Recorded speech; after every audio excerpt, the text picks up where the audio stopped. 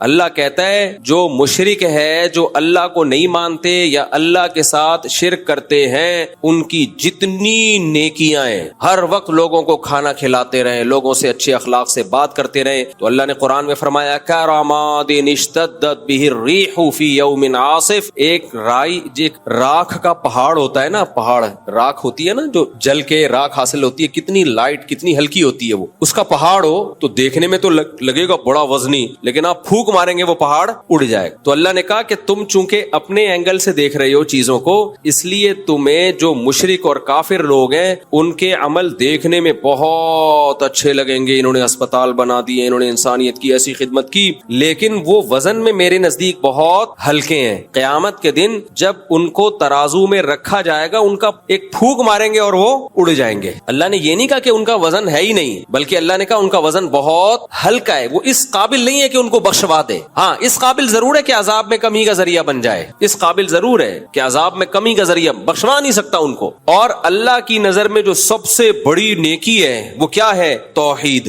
اللہ کے وجود کو ماننا اور اللہ کو ایک سمجھنا. حالانکہ انسانیت کی نظر میں تو کوئی یہ بہت بڑی نیکی نہیں ہے. اب یہاں ایک سوال پیدا ہوتا ہے کہ اللہ نے یہ اینگل رکھا ہوا کیوں ہے؟ اللہ تعالیٰ اس اینگل سے دیکھتا کیوں ہے؟ یعنی یہ کیا بات ہے کہ آپ اگر مشرک ہیں، اللہ کے ساتھ شرک کرتے ہیں، یا اللہ کے وجود، جیسے ملحد اور ایتھیسٹ لوگ خدا کو مانتے ہی نہیں ہیں، وہ کہتے ہیں ہے ہی نہیں ہے، سب آٹومیٹیکلی خود بخود سب کچھ چلا آ رہا ہے. سوال یہ پیدا ہوتا ہے کہ پھر ایسا وجہ کیا ہے؟ اللہ نے اتنا مضبوط موقف کیوں رکھا ہوا ہے، جس کو میں اپنی زبان میں موقف کہہ رہا ہوں. اللہ کی طرف موقف کا لفظ کی نسبت نہیں کی جاتی، لیکن آسان لفظوں میں سمجھانے کے لیے کہ ایسا کیوں اللہ نے یہ نظریہ ہے کہ بھئی یہ اگر تم کفر کرتے ہو، اللہ کے ساتھ شرک کرتے ہو، تو کوئی حیثیت تمہارے کسی عمل کی اللہ کی نظر میں نہیں ہے کیوں؟ دیکھیں اس کی وہی وجہ ہے کہ اللہ کہتا ہے، ہم جب کہتے ہیں نا یہ انسانوں کی خدمت کرتا ہے بہت اچھا ہے، تو اللہ کہتے ہیں سب سے پہلے جس نے تم پر احسانات کیے، جس نے تمہیں پیدا کیا، اس کو تم بھول گئے. میں گھر کی ایک مثال دیتا ہوں، ابا اماں کی. آپ کی پیدائش کا سبب آپ کے والدین بنے،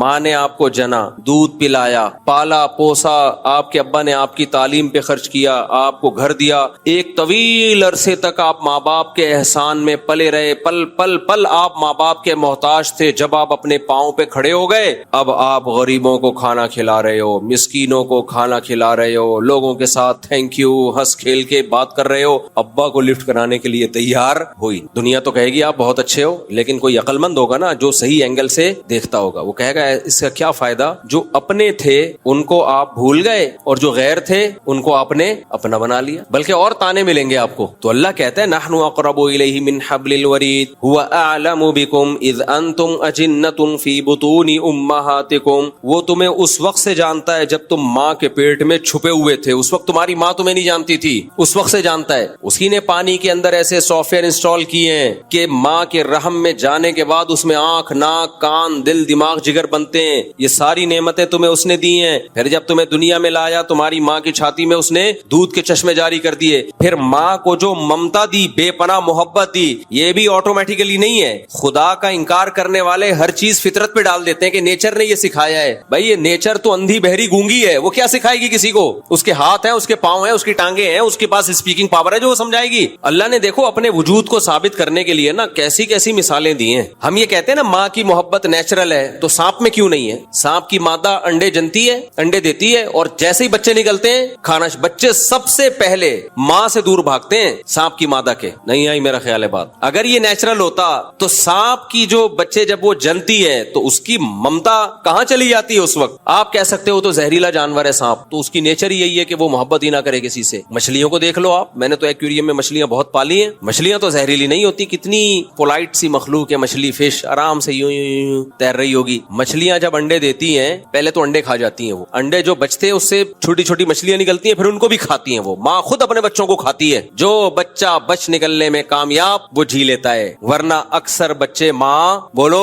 کھا جاتے. اور بھی مخلوق ہے ایسی، کچھ جانور ایسے ہیں جن میں ماں بچہ جن کے کھا جاتے، اور کچھ جانور ایسے ہیں جن میں ماں کی بچے سے محبت ہوتی ہے، اور کچھ ایسے بہت زیادہ ہوتی ہے، اور کچھ ایسے اتنی زیادہ ماں بچے سے محبت کرتی ہے کہ اپنی جان دے دیتی ہے، بچے کو بچا لیتی ہے. تو اس سے پتہ چلتا ہے بھائی یہ خود بخود نہیں ہے، یہ ایک مینجمنٹ ہے. فطرت نے ہر ماں میں اس کی جو ہے نا ایک خاص طریقے سے محبت کے سافٹ ویئر انسٹال کیے ہوئے ہیں. کسی میں محبت زیادہ ڈال دی ہے، کسی میں کم ڈال دی ہے، کسی میں بالکل بھی نہیں ڈالی، اور کسی میں نفرت ڈال دی ہے، اور کسی میں بہت زیادہ نفرت ڈال دی ہے. تو یہ ماں کی محبت کو ہم نیچرل کہتے ہیں یا اپنی زبان میں کہتے ہیں؟ ورنہ نیچرل اصل میں اس دنیا میں کچھ بھی نہیں ہے, سب خدا کا پیدا کرتا ہے. اب جب آپ دیکھتے ہو نا کہ کون سے جانور ہیں جن کے ماں کے دل میں, اچھا کچھ جانور ایسے ہیں کہ ماں تو محبت کرتی ہے, باپ نہیں محبت کرتا بچوں سے. جیسے اکثر جانوروں میں باپ کے دل میں کوئی محبت ہوتی ہے بچوں سے.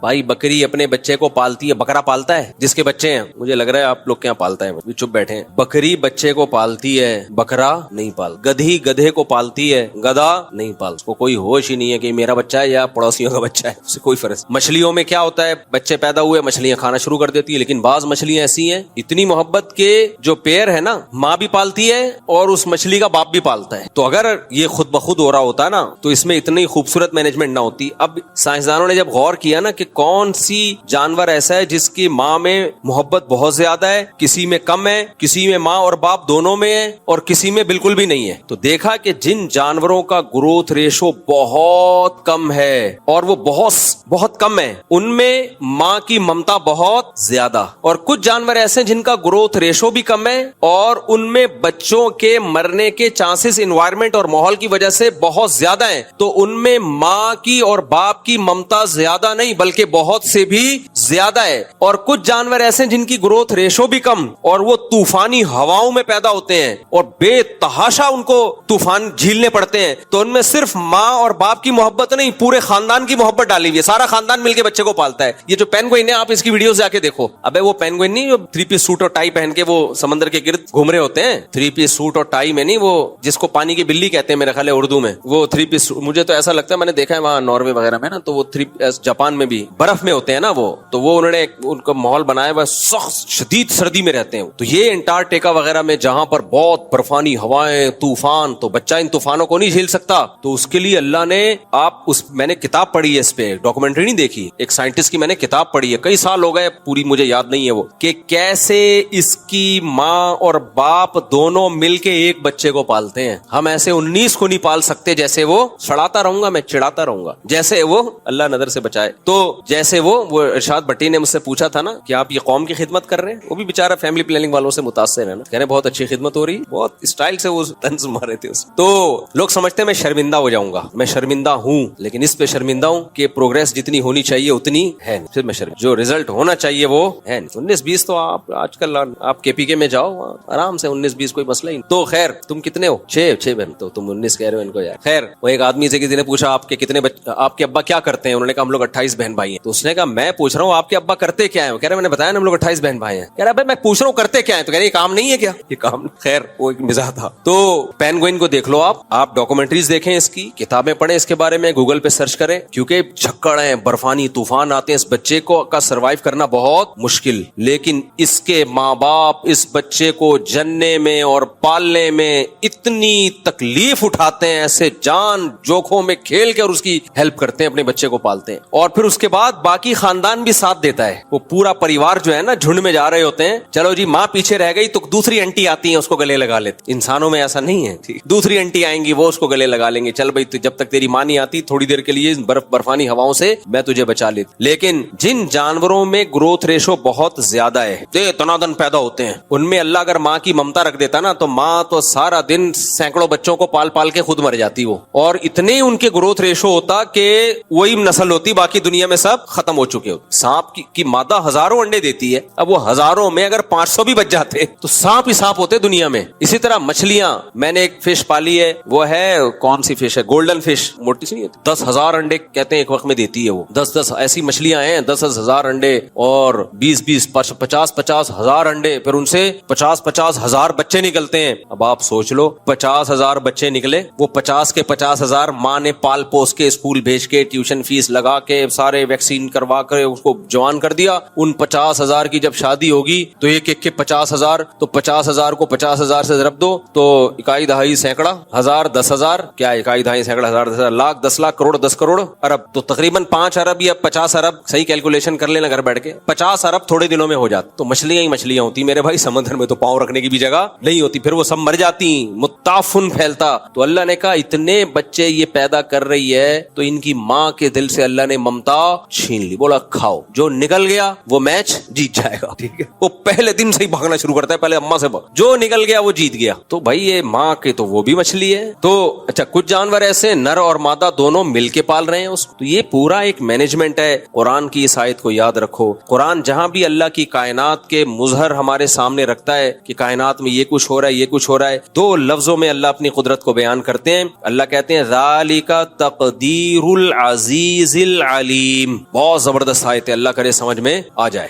جو اللہ کا انکار کرنے والے لوگ ہیں نا, اللہ ان کو نہیں چھوڑے گا. اللہ کہتے ہیں تم کتنے نیک ہو, کتنے نیٹ کلین, تھینک یو, اور ہر وقت اچھی اچھی باتیں کرتے ہو, غریبوں کو کھانا کھلاتے ہو, ہسپتال بنا دیے, یتیم خانے بنا دیے, اور بہت ہی nice person, nice to meet you. یہ سب جب تم سے کوئی ملتا ہے تو لوگ کہتے ہیں نائس ٹو میٹ یو, بہت خوش ہوتے ہیں. اور لیکن اگر تم مجھے نہیں مانتے, اللہ کہتے نہیں چھوڑ, کیونکہ تم نے چھوٹا جرم نہیں کیا, چھوٹا جرم نہیں کیا. ایک ایسی ذات کا انکار کر دیا جس کی قدرت کی نشانیاں صبح و شام اپنی آنکھوں سے دیکھتے ہو, صبح و شام دیکھ, تو تمہیں اس کا کیوں خیال نہیں آیا؟ تو تقدیر العزیز العلیم, تقدیر کہتے ہیں مینجمنٹ, اندازہ, ایڈجسٹمنٹ. یہ سب الفاظ تقدیر کے لفظ میں سما سکتے ہیں. ایڈجسٹمنٹ ہے اس میں, مینجمنٹ ہے اس میں, ایک ہمیں ایک کیلکولیشن ہے اس میں, ایک ہوائی نہیں ہے ورنہ نظام چل نہیں سکتا تھا. اب ملحد اور ایتھیس کیا بولتا ہے؟ ایتھیس بولتا ہے کہ حسن اتفاق ہے اس لیے ایسا ہو رہا ہے, یعنی خوبصورت مینجمنٹ ہے نیچر کی وجہ سے. اللہ کیا کہتے ہیں؟ خوبصورت مینجمنٹ ہے نیچر کی وجہ سے, لیکن اس نیچر کو بنانے والا کون ہے؟ خالق. خود بخود یہ نیچر بنی نہیں ہے. یہ فزکس کے جو لا ہیں اور جو پوری دنیا جن قوانین پہ چل رہی ہے, یہ خود بخود نہیں بن سکتے, یہ ہو نہیں سکتا. تو اس لیے اللہ کی نظر میں سب سے بڑا مجرم وہ ہے جو خدا کا انکار کرے. ہلکا جرم نہیں ہے. تبھی تو ہمارے اسلاف بزرگان دین اس کی ساری زندگی کوشش کرتے رہے کہ ہماری ایمان پر موت واقع ہو, ایسا نہ ہو ہم سے آخری وقت میں ایمان سلب ہو جائے. اب آپ دیکھو اتنے لوگ ایمان کفر پہ موت واقع ہو رہی, ان کو تو اس کو کوئی پرواہ نہیں ہوتی. کتنے کافر ہیں, ان کو کہا جائے موت کے وقت اب تو تم کلمہ پڑھ لو بھائی, کہتے نہیں ابھی بھی نہیں پڑھ رہے ہوتے. وہ ان کی نظر میں کلمے کی ویلیو نہیں ہے. اور ہمارے یہاں بزرگان دین اور اسلاف جن کی زندگی گناہوں سے پاک تھی, ساری زندگی اسی خوف میں گزر گئی کہ اللہ ہم سے ایمان نہ چھین لے, کیونکہ ان کو ایمان کی ویلیو کو پتہ ہے. بھائی قیامت کے دن اعمال کے ترازو میں جو چیز سب سے وزنی ہوگی وہ کیا چیز ہوگی؟ ایمان, توحید, عقیدہ توحید, اللہ کی کتابوں پر, اللہ کے پیغمبروں پر ایمان. تو یہ ہلکی چیز نہیں ہے, اس کو ہلکا نہ لیا کرو, کیونکہ آج کل مسلمانوں نے اس کو ہلکا لینا شروع کر دیا ہے. اور جب آپ اس نیکی کو ہلکا لوگے تو پھر اللہ کی نظر میں بھی آپ کی نیکی ہلکی ہو جائے گی. اللہ کہیں گے اس کو خود اپنی ویلیو, اپنی نیکی کی ویلیو نہیں ہے اس کے دل میں. تو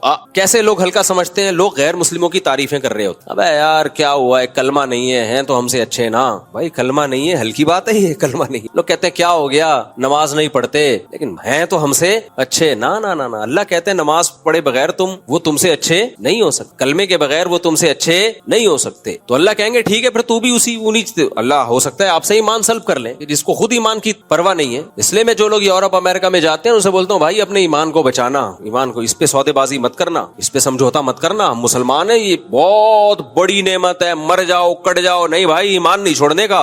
اعمال اس کے بعد آتے ہیں, اعمال کو بھی فوکس کرنا ہے, لیکن اللہ کی نظر میں وزنی چیز ادھر ادھر ادھر. وہ بعد میں آپ کو میں تصویر دکھا دوں گا. اللہ کی نظر میں سب سے زیادہ ویلیو کس کی ہے؟ بولو, ایمان کی ویلیو ہے سب سے زیادہ. تو قرآن میں جو آیت ہے ذالک تقدیر العزیز العلیم, اللہ کہتے ہیں کہ یہ جو کائنات میں تمہیں مینجمنٹ نظر آئے گی نا, جیسے میں نے بتایا کہ اس طرح سے, اچھا کوئی ایک مخلوق بھی آپ پال لو نا جانوروں کی, اسی میں اللہ کی قدرت کے بے شمار نمونے نظر آ جاتے ہیں. آپ میں نے 50 مرغیاں ہیں نا, 4 مرغیاں تھیں تو ہوتے ہوتے اب ایک سال میں 50-60 ہو گئی. اب آپ دیکھو اللہ کی نظام دیکھو, مرغی کھانے کے لیے ہے نا, انڈے دینے کے لیے. اب وہ مرغے اتنے ہو گئے ہیں, مرغیاں برابر ہیں, مرغوں نے ایک دوسرے کو مار مار کے بیڑا غرق کیا ہوا ہے. کل ایک جنازہ مرغے کا نا, ہمارے مالی نے تصویر بھیجی, ایک جنازہ دیکھ رہے ہو آپ, اس کی آخری سانسیں چل رہی ہیں. وہ مجھے بار بار کہہ رہے ہیں مفتی صاحب کچھ مرغے ذبح کر کے کھا جاؤ. میں نے کہا دیکھو اللہ نے یہ مرغے کھانے کے لیے پیدا کیے ہیں. کس کے لیے پیدا کیے؟ نہیں کھاؤ گے نا یہ آپس میں لڑیں گے. نسل کے لیے چند مرغے ہی ہوں گے, مرغیاں زیادہ رکھو مرغے کم رکھو, یہ اللہ نے بتا دیا ہمیں کہ نسل کے لیے چند مرغے ہوں گے, باقی کس کے لیے؟ کھانے کے لیے. نہیں کھاؤ گے تو یہ آپس میں لڑ کے ایک دوسرے کو مار دیں گے. تو کل سے پھر میں نے کاٹنا شروع کی ہے. آج اگر بٹیر کی دعوت نہ ہوتی تو آج میں نے دیسی مرغا کھانا تھا. تو حقیقت یہ یہ آپ کی بصیرت کی آنکھیں کھلی ہو نا تو ایک ایک چیز میں آپ کو اللہ کی قدرت نظر آئے گی. کوئی کام نر پیدا ہوتے ہیں کٹنے کے لیے پیدا ہوتے ہیں. اللہ کہتے ہیں کھانے کی مخلوق ہے, تم کھا نہیں رہے تو یہ آپس میں ماریں گے ایک دوسرے کو. نسل بڑھانے کے لیے تو 8-10 مرغیوں پہ ایک مرغا کافی ہے, باقی تو کھانے کے لیے ہے. کیوں نہیں کھا رہے؟ کنجوسی کر رہے ہو, مار دوں گا. جنازے اٹھیں گے, کل ایک جنازہ تھا بس وہ پہلے ہی سبق 3-4 جنازے تو اٹھ چکے ہیں, خود ہی مار رہے ہیں. مرغے اتنے اگریسو ہوتے ہیں نا, وہ ایک دوسرے کو برداشت نہیں کرتے اور مارتے بھی مرغیوں کی محبت میں ہے. وہ تو عشق میں مرتا ہے ایک مرغا, وہ کہتا ہے یہ مرغی میری ہے, وہ کہتا ہے تیری میری ہے. وہ پھر لڑتے ہیں, مار دیتے ہیں ایک دوسرے کو. ایک جو جیت گیا اس کو مرغی مل گئی, وہ ہے نا وہ ایک مرغا مرغی کے پیچھے بھاگ رہا تھا, مرغی گاڑی کے نیچے آ گئی. مرغا کہتا ہے جان دے دی عزت پہ آنچ نہیں آنے دی, اس سے جان دے دی عزت پہ آنچ نہیں آنے. یہ ایک الگ اینگل سے سوچ رہا تھا مرغا. خیر, تو یہ بھی ایک آپ کو میں بات بتاؤں جنرل نالج کی. آج کل نا مچھلیوں کی فارمنگ شروع ہو گئی ہے. ڈاکٹر لوگ یہ کہتے ہیں اگر یہ فارمی مرغی نہ ہوتی تو آج دیسی مرغیاں اتنی نہیں تھی کہ لوگوں کی گوشت کی ضرورت پوری کر لیتی. یہ بالکل غلط ہے, یہ بالکل غلط. ضرورت ایجاد کی ماں ہے. اگر یہ ہم فارمی مرغی نہ ہوتی نا جو کراس بریڈنگ کر کے ایک نسل نکال لی ہے, تو دیسی مرغیاں لوگ پال رہے ہوتے گاؤں دیہاتوں میں, پھر بھی ہماری ضرورت پوری ہو رہی ہوتی. اصل میں ہوتا یہ ہے کہ یہ جو کاروباری لوگ ہیں نا, جو سرمایہ دار لوگ ہیں, ان کی ہوس کو پورا کرنے کے لیے یہ سارے چوچلے ہوتے ہیں. ان کی ہوس کو پورا کرنے کے لیے ان کو چاہیے کہ ہماری انویسٹمنٹ کم ہو اور آؤٹ پٹ اس کا بہت زیادہ ہو. پھر وہ جب ایک چیز سوسائٹی میں پھیل جاتی ہے تو ظاہر ہے دیسی مرغیوں کی جو پروڈکشن ہے وہ خود بخود کم ہو جائے گی. اب ہم یہ کہہ سکتے ہیں کہ بھائی دیسی مرغیاں ہماری گوشت کی ضرورت پوری نہیں کر سکتی, لیکن اگر فارمنگ کو ختم کر دیا جائے تو یہ دیسی پوری کریں گی. کیونکہ میں نے تو مرغیاں پال کے دیکھا ہے, ایسے ان کی گروتھ ہوتی ہے نا, 1 سے 2, 2 سے 4, 4 سے 8, 8 سے 16, 16 سے 32 ملٹی پلائی ہوتی چلی جاتی ہے. ان کی نسل کو روکنا ممکن نہیں ہوتا. اگر آپ کے پاس تھوڑی سی بڑی جگہ ہے آپ بیزار آ جاؤ گے مرغیوں سے, اتنی اسپیڈ سے پھیلتی ہیں یہ. تو یہی حشر ہم نے مچھلی کے ساتھ کیا. کراچی میں اتنی مچھلی پیدا ہوتی ہے, اتنی مچھلی پیدا ہوتی ہے, آج تک کبھی ایسا نہیں ہوا ہوگا کہ آپ مارکیٹ میں گئے ہو اور مچھلی نہ ملی ہو پورے ملک میں. لیکن سرمایہ داروں نے کیا کیا کہ ان کو پیسہ کمانا ہے, دولت کمانی ہے, انہوں نے مچھلی کی بھی فارمنگ شروع کر دی. فیڈ کھلا کھلا کے اس کو بڑا کر دو اور تالاب میں پالو, نہ اس کو وہ ماحول ملتا ہے بھاگنے دوڑنے کا, نہ وہ اس کو آرگینک خوراکیں ملتی ہیں. اب رزلٹ کیا نکلا, وہ اتنی سستی ہے کہ اب سمندر سے خریدنا لوگوں نے جو آرگینک ہے وہ چھوڑ دی. بھائی یہ بہت سستی مل رہی ہے اور تاجروں نے بھی اسی کو فوکس کیا, یہ جلدی تیار ہو جاتی ہے. نتیجہ کیا نکلے گا, جو سمندروں میں شکار ہو رہا ہے اسے چھوڑ چھوڑ کے لوگ کس پہ سیٹ ہو جائیں گے. یہاں تک کہ اب فشری جہاں سے سمندری مچھلی نکلتی ہے وہاں بھی فارمی مچھلی جا کے بک رہی ہو. فارم کی مچھلی وہاں جاتی ہے اور لوگ فشری سے سمندر کی سمجھ کے لا رہے ہوتے ہیں. تو جب یہ زیادہ ہو جائے گا تو تاجر اس پہ سیٹ ہو جائیں گے. پھر یہ اس طرح کی باتیں سوسائٹی میں ہوں گی, بھائی یہ تو بڑا زبردست ہو گیا کہ فارمی مچھلی کے تالاب بن گئے, ورنہ آبادی اتنی بڑھ چکی ہے کہ سمندر کی مچھلی ہماری ضرورت پوری نہیں کر سکتی. تو یہ ہوتا ہے نقطہ بادل وقوع. کوئی کام آپ پہلے حماقت کر لیتے ہو, پھر اس کے بعد اس کے آپ حکمتیں تلاش کرنا شروع کر دیتے ہو. ورنہ خوراک کے معاملے میں چاہے دیسی مرغی ہو چاہے مچھلی ہو, آبادی کو ڈبل در ڈبل کر دو, دگنا در دگنا کر دو. نہ سمندر نے کبھی ہاتھ روکا ہے اور نہ کوئی خوراک کی کبھی کمی ہوئی ہے. یہ سب ہوائی باتیں جن کی کوئی لاجک نہیں بنتی. جب آپ ایک آرٹیفیشل پہ سیٹ ہو جاؤ گے پھر ظاہر ہے پھر تو یہ کہنا پڑے گا کہ اب دیسی جو ہے وہ ہماری ضرورت پوری نہیں کرتی. ورنہ دیسی ہی کھاتے آ رہے تھے لوگ, جب ضرورت ہوتی تھی کھا لیتے تھے. خیر, تو اللہ نے کیا فرمایا, ذالک تقدیر العزیز العلیم. یہ اندازہ ہے, مینجمنٹ ہے. اللہ کہتے ہیں ایسی خوبصورت مینجمنٹ تمہیں کائنات میں نظر آئے گی. اور یہ مینجمنٹ بھی صرف کوئی مینیجر ہونا ضروری نہیں ہے. جس کی طرف سے یہ مینجمنٹ ہے اس میں 2 صفات کا ہونا ضروری ہے, ورنہ اس کے بغیر یہ مینجمنٹ ہو نہیں سکتی تھی. ایک انتہائی طاقتور ہو, جو چاہے کر سکتا ہو. نمبر 2, اس کو ہر چیز کا علم ہو. بعض دفعہ آپ کے پاس طاقت ہوتی ہے, نالج نہیں ہوتی, تو بھی آپ کام کر ہی نہیں سکتے. مثال کے طور پر کسی کے پیٹ میں درد ہے, وہ آیا آپ کے پاس طاقت ہے, ایک جبڑا پھاڑ سکتے ہو اس کا, یوں کر کے پیٹ چیر سکتے ہو, لیکن آپ کے پاس نالج نہیں ہے کہ پیٹ کے درد کا علاج کیسے ہوتا ہے. آپ تھپڑ مار مار کے اس کو درد ٹھیک کر رہے ہو, جیسے مائیں بچوں کو تھپڑ مار مار کے چپ کرا رہی ہوتی ہیں. بچہ رو رہا ہے سر میں درد, ناک میں درد کی وجہ سے یا گلے میں درد کی وجہ سے, مائیں تھپڑ مار مار کے طاقت کا استعمال کر کے اس کو چپ کرا رہی ہیں. وہ چپ ہونے کے بجائے اور چیخ چیخ کے رو رہا ہوتا. وجہ کیا ہے, ماں کے پاس طاقت تو ہے, نالج نہیں ہے کہ یہ رو کیوں رہا ہے. نالج نہیں ہے تو سمجھتی ہے طاقت کے زور سے میں بچے کو دبا دوں گی, ڈرا کے نا چپ کرا دوں گی. وہ چپ نہیں ہوتا. دوسرا یہ کہ آپ کے پاس نالج تو ہے لیکن طاقت ہی نہیں. مثال کے طور پر آپ کو پتا ہے اس کے کمبخت کے پیٹ میں درد اس لیے ہو رہا ہے, استغفر اللہ, کمبخت نہیں کہنا چاہیے, اس کے پیٹ میں درد اس لیے ہو رہا ہے کہ اس کو قبض ہے. نالج ہے آپ کے پاس. اور قبض کا علاج بھی آپ کو پتا ہے کہ جی قبض کا علاج یہ ہے کہ جمال گوٹا, وہ نہیں جو بھینس کے منہ میں ڈالا تھا, بھینس نے پہلے پھونک مار دی تھی تو اسی کے منہ میں چلا گیا تھا وہ, تو جمال گوٹا کا اس کو کھلا دیا جائے, یا کوئی بھی ڈاکٹر لوگ بتاتے رہتے ہیں یہ قبض کی گولی ہے, یہ کھا لی جائے. نالج تو ہے لیکن اتنے پیسے ہی نہیں ہے کہ آپ وہ گولی خرید کے لے آؤ, تو بھی آپ کچھ نہیں کر سکتے. تو دنیا میں جو کامیاب لوگ ہوتے ہیں ان کے پاس کسی کام کے کرنے کی طاقت بھی ہوتی ہے اور اس کام کے بارے میں نالج بھی ہوتی ہے, تو آپ کامیاب ہو سکتے ہیں. ادروائز آپ صرف باتیں ہی پھینکتے رہو گے, کچھ بھی نہیں ہو. جیسے لوگ بڑے بڑے ویژن بناتے ہیں, یہ کر لیں گے وہ کر لیں گے. بھائی آپ کے پاس وسائل کیا ہیں؟ وسائل کچھ بھی نہیں ہے ہمارے پاس, تو پھر کچھ بھی نہیں ہو سکتا. اور اگر وسائل ہیں لیکن نالج ہی نہیں ہے کہ کس وقت کیا کون سا وسیلہ اور کون سا ذریعہ ہم نے استعمال کرنا ہے, تو بھی فائدہ نہیں ہوگا. تو اب کیا مسئلہ ہے؟ اللہ کہتے ہیں اس پوری کائنات میں تم غور کرو گے تو 2 نتیجوں تک پہنچو گے,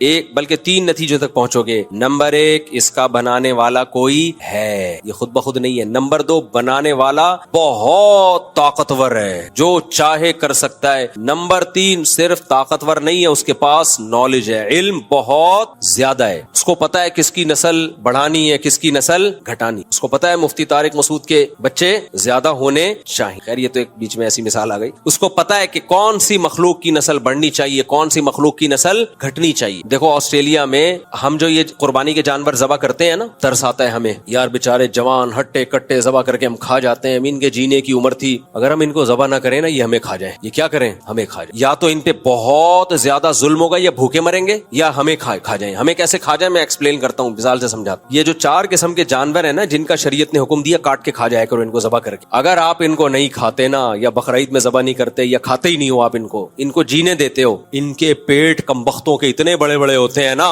کہ ان کو 2 ٹائم پوری دیگیں چاہیے. بھینس کو کیا چاہیے پتا ہے؟ 2 ٹائم 2 روٹی نہیں چاہیے اس کو پورا ونڈا چاہیے, اتنی بڑی تعداد میں. بھائی اس کو بند کروا دینا, یہ ہمیشہ بے وقت یہاں سے, ایک تو یہ ویسے بھی الارم کے طور پر اذان کا ٹھیک ہے ہی نہیں اذان کا بجنا, تو اتنے بڑا ان کا پیٹ ہوتا ہے. ہمارے محلے سے نا ایک گائے بھاگ گئی تھی بقرعید کے دنوں میں, بچڑا تھا بھاگ گیا تھا, ذبح کرنے کے لیے لگے تو بعض دفعہ وہ بچڑا بھاگ جاتا ہے, اتنا طاقتور ہوتا ہے, بھاگ گیا, وہ بھاگا وہ غائب, مل ہی نہیں رہا, یعنی کہاں غائب ہو گیا. 3-4 دن کے بعد ملا, پھر وہ ہڈیوں کا ڈھانچہ بن گیا تھا. وجہ کیا ہے؟ اس کو بھائی 2 ٹائم پیٹ بھر کے خوراک چاہیے تھی, وہ کہاں سے لیتا؟ وہ یہ پودوں سے اور باہر اتنا تھوڑی مل جاتا ہے اس کو. تو یہ وہ جانور ہیں جن کو کون کھلاتا ہے؟ انسان. اور انسان کا اس پہ خرچہ نہیں, ٹھیک ٹھاک خرچہ ہوتا ہے. آپ کہہ سکتے ہو کھیتوں میں تو جانور خود کھا رہے ہوتے ہیں, تو وہ کھیت بھی اگائے جاتے ہیں باقاعدہ. ہاں یہ جنگلی جانور ہیں جو جنگلوں میں گھوم رہے ہوتے ہیں, تو بھی ان کی قربانی کا شریعت نے ہمیں حکم نہیں دیا, ان کی قربانی سے قربانی ہوتی نہیں ہے. اب ہوتا کیا ہے؟ اونٹ اتنا پانی پیتا ہے, اتنی خوراک ہے اس کی, اگر آپ ان کی نسل کو ایسے ہی چھوڑ دیں گے, کاٹ کے کھائیں گے نہیں, تو یہ جنگلوں کے جنگل کا صفایا کر دیں, زمین کی گھاس اور گرینری کو یہ ختم کر دیں. اگر آپ کو یقین نہ آئے نا, آسٹریلیا میں جا کے دیکھو. آپ آسٹریلیا میں 100-150-200 سال پہلے انگریز اپنے ساتھ مسلمانوں کو لے کر گئے تھے ہندوستان سے, پشاور سے بھی کچھ لوگ گئے, تو یہ لوگ اپنے ساتھ اونٹ لے گئے تھے مسلمان, بحری جہازوں میں اونٹ لے جا کے انہوں نے جنگلوں میں کام وام کیے جو بھی. تو پھر یہ جب واپس آئے تو اونٹ وہیں چھوڑ دیے انہوں نے. اب وہاں اونٹ کا گوشت نہیں کھایا جاتا, آسٹریلیا میں گورے نہیں کھاتے. نتیجہ کیا نکلا ہے؟ ان اونٹوں کی نسل اتنی بڑی ہے. 2 واقعات تو میرے سامنے ہیں. میں جب لاسٹ ٹائم آسٹریلیا گیا اس وقت بھی, اور اس سے پہلے جب آسٹریلیا گیا اس وقت بھی یہ واقعہ ہوا کہ ان کی گورنمنٹ نے 10,000 اونٹ پسٹل سے فائر کر کے مارے ہیں جنگلوں میں. کتنے اونٹ؟ 10,000 اونٹ ہیلی کاپٹروں سے نا نشانہ لے کے مارے ہیں. میں نے ان لوگوں سے پوچھا بھائی کیا ہو گیا یار, یہ اونٹوں کو تم ایسے فائر کر رہے ہو جیسے کوئی دہشت گرد ہوتے ہیں. بھائی انہوں نے کہا آسٹریلین گورنمنٹ بیزار آ گئی ہے, یہ صحراؤں میں جتنا پانی ہوتا ہے یہ پی لیتے. یہ کہ اونٹ جب پانی پیتا ہے نا, قرآن نے بھی اس کا تذکرہ کیا, پیاسا اونٹ ایسے ٹینکوں کے ٹینک خالی کر دیتا ہے. اونٹ اسٹور بھی کرنا ہوتا ہے نا اس کو, اور اتنے جنگل میں یہ چرتا ہے, اتنا چرتا ہے, گرینری ختم ہو جائے گی, دوسرے جانوروں کے لیے بچتا ہی کچھ نہیں. پھر مجھے اندازہ ہوا بھائی اللہ نے ان کی نسلوں کو کنٹرول کرنے کے لیے ہمیں آرڈر کیا دیا ہے, کھا جائے گا. آپ نہیں کھاؤ گے تو یہ ہمیں کھا جائیں گے. یہ صحیح ہے. تو اللہ کا کوئی کام حکمت سے خالی نہیں ہے. اب انڈیا کی لوگ مثال دے سکتے ہیں, بھائی انڈیا میں تو گائے کو ذبح نہیں کیا جاتا, وہاں تو گائے ماتا کے ساتھ بڑی سیوا کی جاتی ہے اس کی, اور اس کو نہیں کھاتے, تو وہاں تو کوئی ایسا واقعہ نہیں ہوتا. نا آپ ڈاکومنٹریز یوٹیوب میں دیکھ لو کہ انڈیا میں جو گائے جب بڈھی ہو جاتی ہے, بیل جب بڈھا ہو جاتا ہے, اس بیچارے کا حشر کیا ہوتا ہے, بھوک سے تڑپ کے مرتا ہے. وہ چند گایوں کی کی تو ہمیں نظر دکھا دیتے ہیں وہ کہ اس کو کوئی گھر میں لے گیا, اس کی مرم پٹی کی اور اس بڑھیا کو بیچاری کو گھر میں رکھ کے کھلانا پلانا شروع, ذبح کرنا نہیں ہے کیونکہ وہ انہوں نے اس کو ماں بنایا ہوا ہے. لیکن وہ غریب آدمی کب تک کھلائے گا؟ وہ کہے گا میں اپنے بچوں کو کھلاؤں یا گائے ماتا کو کھلاؤں, اپنی سچی مچی کی ماتا کو کھلاؤں یا اس ماتا کو کھلاؤں؟ وہ تو پریشان ہو جاتا ہے. نتیجہ کیا نکلتا ہے؟ وہ جانور سسک سسک کے مرتے ہیں. وہ ویڈیوز نہیں ڈالی جاتی, کچھ لوگوں نے تو ڈالی ہیں, کچھ ہندوؤں نے وہ ویڈیوز ڈالی ہیں, لیکن انہوں نے یہ دکھانے کے لیے ڈالی ہیں کہ دیکھو ہم ہندو ہیں, ہمیں گائے کا احترام کرنا چاہیے, لیکن ہمارے یہاں گایوں کا حشر کیا ہو رہا ہے, بیچاری کیسے سسک سسک کے تڑپ تڑپ کے مر رہی ہیں. تو یہ بھوک پیاس سے سسک کے تڑپ کے مریں گے یہ, اگر ہم ان کو ذبح کر کے کھائیں گے نہیں. تو اللہ کا دین ہے نا اسلام, اس لیے اللہ نے کہا کہ بھائی ابھی کھا لو تو اس میں کیا ہوگا, تمہارے کام بھی آ جائے گا اور ایک اچھی موت مر جائے گا یہ ذبح کر کے. وہ تڑپ تڑپ کے جو بھوک اور پیاس سے جو ترس کے اور تڑپ کے مرتا ہے وہ موت سے یہ بچ جائے گا. تو اب وہاں بھی یہی ہوگا آسٹریلیا میں, جو اونٹ کو جو شوٹ نہیں ہوتے وہ جب بڈھے ہو جاتے ہیں تو کیا ہوتا ہے ان اونٹوں کے ساتھ, انسان جب بڈھا ہو جاتا ہے تو اولاد لا کے رکھتی ہے اس کے سامنے کھانا. گائے یا اونٹ جب بڈھا ہوگا اور کھانے چلنے کے قابل نہیں رہے گا تو آپ کا کیا خیال ہے, وہاں اونٹ کے بچے لا کے ابا کے سامنے خوراک رکھیں گے, توڑ توڑ کے پانی کے پیالے لا کے رکھیں گے. وہ بھوک اور پیاس سے تڑپ تڑپ کے ایڑیاں رگڑ رگڑ کے سسک سسک کے مرے گا وہ. تو اگر آپ ان کو ذبح کر کے نہیں کھاتے تو آپ کو گولیوں سے شوٹ کرنا پڑے گا, جو کسی کام کی بھی نہیں. تو میں نے وہاں بولا کہ بھائی گورنمنٹ سے بولو کہ شوٹ کرنے کے بجائے یہ اتنے سینکڑوں ہزاروں اونٹ ہیں, یہ جو ہے وہ ہمیں دے دیں. تو ان کا جواب پتہ ہے کیا تھا, لے لو. میں نے کہا ہم تو لے جا نہیں سکتے, کھائیں شکار کر کے. انہوں نے کہا کھا لو. اب 2000 کلومیٹر دور جنگل میں جاؤ ان کو کھانے کے لیے. تو اس کا طریقہ یہ ہے کہ گورنمنٹ نے اجازت دی ہوئی ہے, جاؤ یار مار کے کھا لو, آپ ذبح کر کے نہار کر کے جیسے آپ نے کھانا ہے کھا لو, لیکن کھاؤ کیسے؟ 2000 اور آسٹریلیا اتنا بڑا صحرا ہے نا, اتنی شدید گرمی, جنگلوں میں آگ لگ جاتی ہے. 2000 کلومیٹر پہ آپ گاڑی میں سفر کر کے جائیں, 2000 کلومیٹر کے بعد جا کے ایک اونٹ کو آپ نے مارا, نہر کیا, تو کیا کرے گا اتنے گوشت کا آدمی؟ ایک ہی دفعہ کر سکتا ہے بس. وہ اس کے بعد آدمی کہتا ہے بھائی میں ادھر سے ہی خرید کے کھا لوں گا, وہ زیادہ بہتر ہے. تو کچھ باتیں کہنے کی ہوتی ہیں, پریکٹیکلی وہ پاسبل نہیں ہوتی. وہ بات ہی گورنمنٹ نے تو اجازت دی بھی ہے, کھا لو بھائی, ہماری طرف سے کوئی پابندی نہیں ہے, آپ کھاؤ جا کے. لیکن اتنا مشکل ہے اس کو کھانا, اس کو لائے گا کون؟ اور پھر وہ